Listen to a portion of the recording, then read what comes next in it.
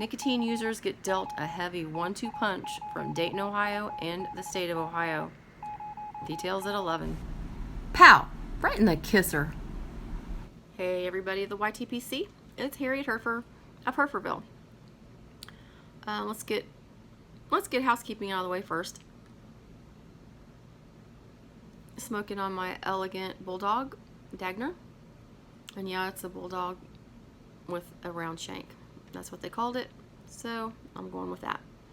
And inside it is some sweet cask, a Hearth and Home sweet cask. It's a Virginia and Burley with a little bit of sweet frost on it, just a little bit of sweetener on it. I'm not sure what they use, if they use molasses or what it is, but it just kind of sweetens the blend just a touch, not much, just a touch. It's really nice. And I'm drinking on some Canada Dry ginger ale. It's hella hot outside.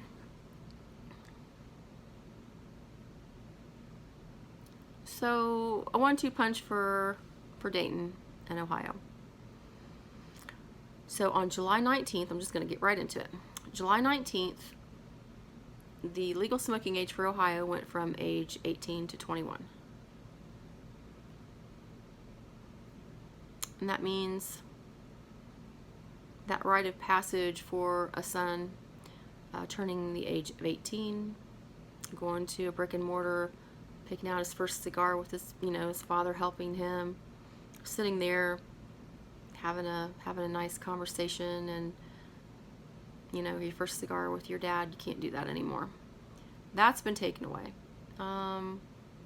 Kids that are 18 going to their prom, Hugh and I'd be sitting at a brick and mortar that we go to often, and there would be these 18-year-olds that would come in their fineries from their homecoming dance, and they would come in and have a cigar.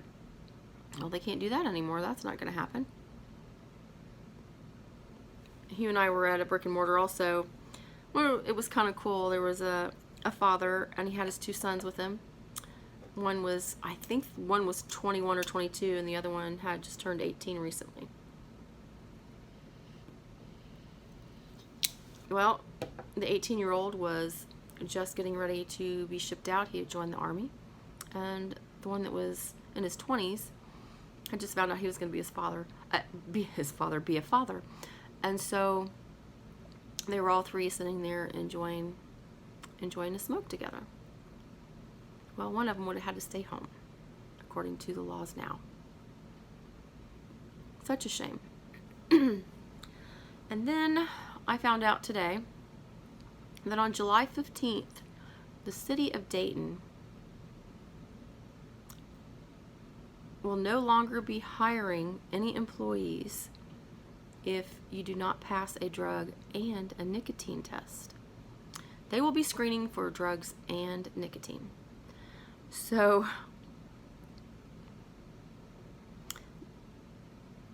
you cannot work in any of the city offices. You can't be a city employee, a street worker, or fire department, or the police department, anything like that. If you're considered a city employee, they will no longer hire you if you use a nicotine product and you have it in your system. Just blows my mind. Now, if you are already an employee, a city employee, then you're grandfathered in.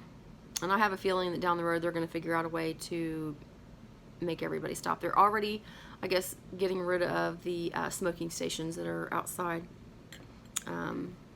around the city offices, city buildings. So they're going to make it a little bit more difficult. And I guess some people are worried that there aren't a lot of applicants for the police department right now, and so they're worried that's going to even further lessen the amount of people that are going to apply. And I guess that they have done a little bit of research and found that 25% of the folks on the fire department and the police department use nicotine now. And I guess a high percentage of police officers use chewing tobacco.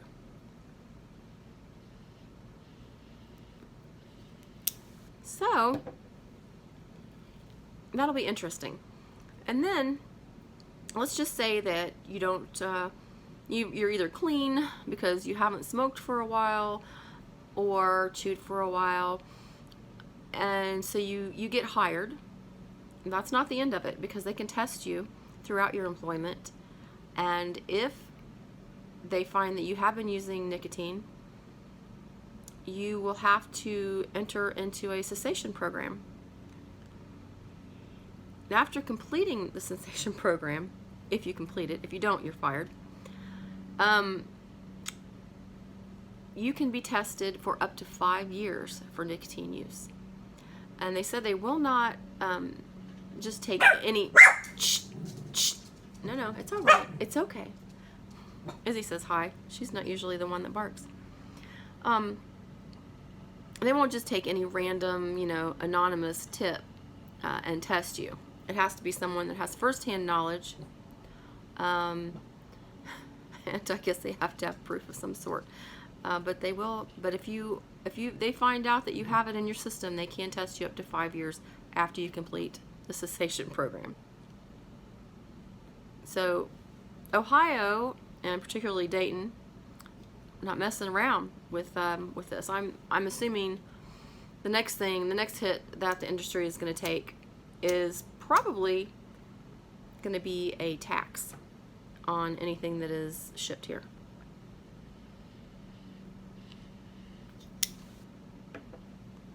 So I have a feeling that that's next. So I'm thinking, if you live in the state of Ohio and you have a tobacco that you really love and want to have a nice supply of it, and it's on sale somewhere, it certainly wouldn't hurt to pick it up. You already enjoy it.